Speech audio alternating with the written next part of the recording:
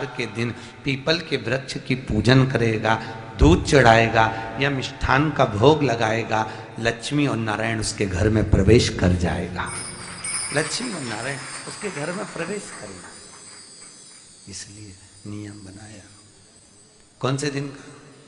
शनिवार। लक्ष्मी जी बोली नारायण आपने तो एक दिन का वार लिख दिया, शंकर जी ने 7 वार बनाए हैं, रविवार, सोमवार, मंगल, बुध, गुरु, शुक्र और शनि। ये शिव जी ने बनाया। अब एक दिन आपने अपना बना लिया, बाकी के दिन अगर कोई इस पीपल के वृक्ष के नीचे आएगा और यहां तो दरिद्रता बैठी है तो उसका क्या होगा? भगवान नारायण बोले सुन दरिद्रता, तेरे से एक विनती है, अगर कोई भी मनुष्य इस पीपल के पेड़ के नीचे अगर 7 दिन में आता है और उसके हाथ में अगर कोई सामग्री होती है तो तू उसके घर में प्रवेश नहीं करेगी। नियम है पीपल के वृक्ष का, या तो पानी का लोटा लेकर जाओ, कुंकू का चोपड़ा लेकर जाओ, शक्कर लेकर जाओ, या पेड़ के नीचे चींटी को डालने के लिए आटा ले जाओ, पर खाली हाथ पीपल के वृक्ष के नीचे कभी मत जाओ, कभी नहीं जाओ। खाली हाथ जाओगे तो दरिद्रता तुम्हारे घर में प्रवेश करेगी। दरिद्रता उठकर खड़ी होकर बोली नारायण तुमने अपनी मनमानी करी है, एक दिन मुझे भी मेरा चाहिए। भगवान ने कहा बोल कौन सा दिन चाहिए? दरिद्रता कहती है रविवार के दिन इस पीपल के वृक्ष के नीचे मैं दिन भर नृत्य करूं, इसमें रहूं, और जो यहां आए रविवार को मैं उसके घर में प्रवेश करूं। भगवान ने कहा ठीक है। दरिद्रता रविवार का दिन एक ऐसा दिन रहेगा जिस दिन तू इस पीपल के वृक्ष के नीचे नृत्य करेगी और जो आएगा इस पीपल के वृक्ष के नीचे तो उसके साथ प्रवेश करेगी। मैंने तुझे वर दिया। इसलिए हमारे यहाँ केवल पीपल का वृक्ष अगर दीवार में भी लग जाता है ना, किसी की फैक्ट्री की दीवार में, किसी के घर की दीवार में पीपल का वृक्ष अगर लग जाता है, पीपल का पौधा लग जाता है, उसको कितना भी तोड़ लो वो वापिस लग जाएगा। फिर तोड़ोगे फिर लग जाएगा। अगर पीपल के पौधे को तोड़ना है तो केवल रविवार का दिन एक नींबू, एक मिर्ची और बमूल का कांटा, ये 3 चीजें रखने के बाद में आधे घंटे बाद रविवार के दिन पीपल के पेड़ को उखाड़ कर फेंक दो। दूसरी बार कभी पीपल दीवार में लगता ही नहीं, कभी नहीं लग सकता। केवल एक रविवार का, केवल एक संडे, इतवार का। घर में दीवारों पर अगर पीपल लग भी गया है, इसलिए पीपल के वृक्ष को उखाड़ने का, अगर घर में पीपल लगा हुआ है या पीपल का पौधा हमारे घर में लग गया, उसको उतारना, निकालना, लगाना, तो पीपल के वृक्ष को अगर निकाला जाता है तो रविवार के दिन, और अगर पीपल के वृक्ष को कहीं लगाया जाता है तो सोमवार के दिन या मंगलवार के दिन, बुधवार के दिन, इन दिनों में लगा सकते पीपल के वृक्ष कहीं लगाना। शनिवार का दिन एक ऐसा दिन होता है जिस दिन पीपल के वृक्ष को कहीं जाकर लगाया नहीं जाता, क्योंकि शनिवार के दिन पीपल के वृक्ष के नीचे लक्ष्मी रहती है। हम अपने हाथों से अगर पीपल का वृक्ष किसी दूसरी जगह पर शनिवार को रोपित करते हैं तो हमारे घर की लक्ष्मी अपने घर से छिन्न होकर चली जाती है। इसलिए शनिवार के दिन पीपल लगाया नहीं जाता, किसी के घर जाकर उसको वापस पलटा नहीं जाता। लग गया उसको डर। प्रभु मेरी धर्म पत्नी को कहाँ रखूं आप बताओ? वो तो जहां यज्ञ होता है, अनुष्ठान होता है, दान होता है, पुण्य होता है, सत्कर्म होता है, वहां जाने को तैयार नहीं। अब करूं क्या? भगवान ने बोला एक काम करो। दुर्वासा जी बोले जिसके यहां रात्रि में बर्तन झूठे पड़े रहते हो उसके घर में इस दरिद्रता को लेकर तुम प्रवेश कर जाना। जिसके यहां रात्रि में बर्तन झूठे पड़े हो वहां लेकर प्रवेश कर जाओ। दूसरी जगह दुर्वासा जी बोले जो स्त्री घर में दोपहर के समय पर सो रही हो उसके घर में इसको लेकर प्रवेश कर जाइए। जो स्त्री दोपहर के समय में घर पर सो रही हो इस दरिद्रता को लेकर प्रवेश कर जाइए। तीसरा, जिसके यहां पर दरवाजे पर कांटे वाले पौधे लगे हों उस घर में इस दरिद्रता को लेकर प्रवेश कर जाइए। दरिद्रता कितनी सुंदर बात कही है। दाता और विधाता कौन कौन? दाता और विधाता। लक्ष्मी और दरिद्रता के सगे भाई हैं। कौन कौन? दाता और विधाता। दाता को फिटकरी प्रिय है, विधाता को नमक प्रिय है। ये दोनों हमेशा लक्ष्मी को और दरिद्रता को दोनों को समझाते थे। दोनों में प्रेम बढ़ाते थे।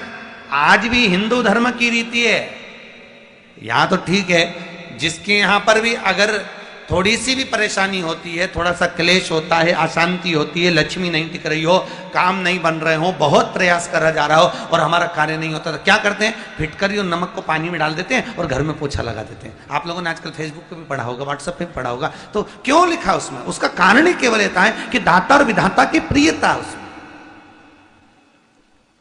माता ख्याति के जो 4 बच्चे हुए, इसमें जो 2 लड़के हैं, दाता और विधाता, उसकी प्रियता उसकी पूर्णता उस। अब दुर्वासा जी बोले अपनी धर्म पत्नी को वहां लेकर, जहां कांटेदार पौधे लगे हों वहां पर लेकर प्रवेश कर जाइए। कांटेदार पौधों में उस दरिद्रता का निवास हो गया।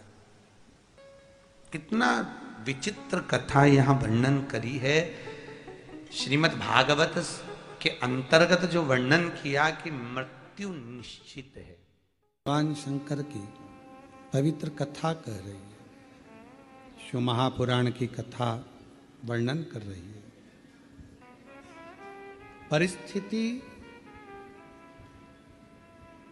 कैसी भी हो, उस परिस्थिति में यदि आपका परिश्रम, आपकी मेहनत, आपका संघर्ष और भगवान शंकर पर करा गया विश्वास है, तो उस परिस्थिति से निकला जा सकता।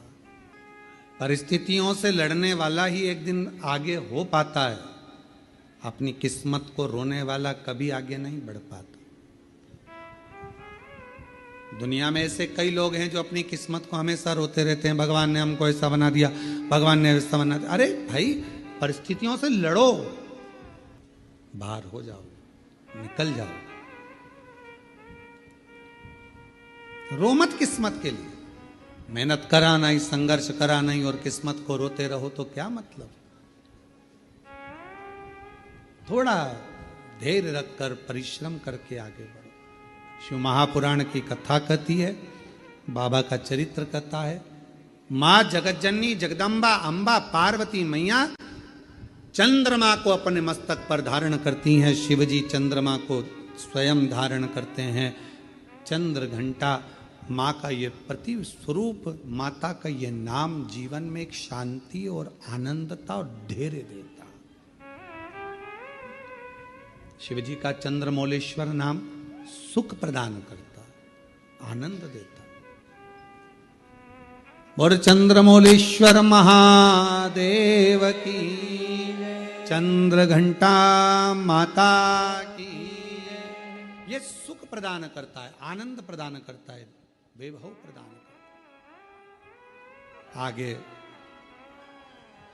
विदल और उत्पल 2 असुर ऐसे हुए जिनको माता ने कुंदुक का प्रहार कर कर मारा, और शिवजी का नाम कुंदकेश्वर। कुंदकेश्वर। जब कोई दवाई, कोई औषधि, कोई गोली शरीर को नहीं लगती है, तब कुंदकेश्वर महादेव का नाम लेकर उसको खाना चाहिए। डॉक्टर को दिखाओ, डॉक्टर का इलाज करवाना जरूरी है। डॉक्टर का इलाज करवाते रहो, दवाइयां लेते रहो, खाते रहो, पर उसके साथ में अगर दवाई काम नहीं कर रही है तो भगवान शंकर का, कुंदकेश्वर महादेव का नाम हमें बल प्रदान करता है, एनर्जी देता, बल देता। शिव कथा करे, भगवान शंकर का संवाद करे। शिव महापुराण का चरित्र वर्णन करता है।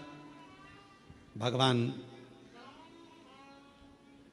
शिव का पवित्र चरित्र कह रहा है कि जीवन में अगर कोई दुख एकदम सामने आकर खड़ा हो जाता है तो कुंदकेश्वर महादेव का नाम उस दुख को समाप्त करता है, उस तकलीफ को समाप्त करता है। कौन से महादेव? कुंदकेश्वर। ये सुख प्रदान करता है। जिनके नयनों में नंबर बढ़ते चले जा रहे हो, चश्मा उतर नहीं रहा हो, दूर का नहीं दिखे, कहीं किसी को पास का नहीं दिखे, रहते हैं।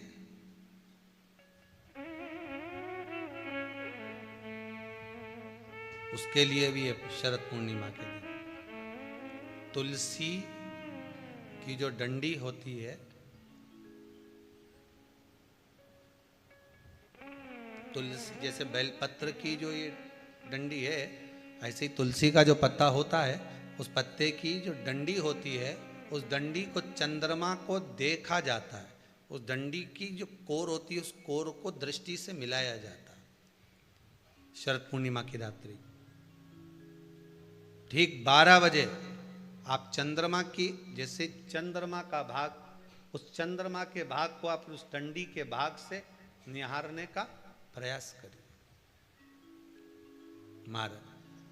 घर में आई है, घी का दिया लगाई है, उस घी के दीप को लगाने के बाद पूर्णिमा के दिन उस पर एक प्लेट थोड़ी तिरछी कर रख दो, जिससे उसकी कालोच, काय की, उस दीप की, घी के दीप की कालोच उस प्लेट पर आ जाए। थोड़ी सी कालोच ले लीजिए, 5-10 मिनट में आ जाएगी। उसको गाय के घी में मिलाकर आंखों में सुरमा लगाकर रात्रि को सो जाइए। 3 दिन बाद आप महसूस करेंगे कि नेत्र की ज्योति बढ़ना प्रारंभ हो रही है। नेत्र की।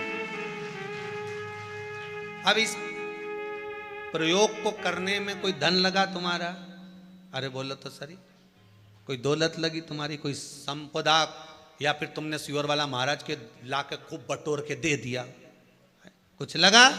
नहीं। तुम करोगे, लाभ तुम्हें मिलेगा।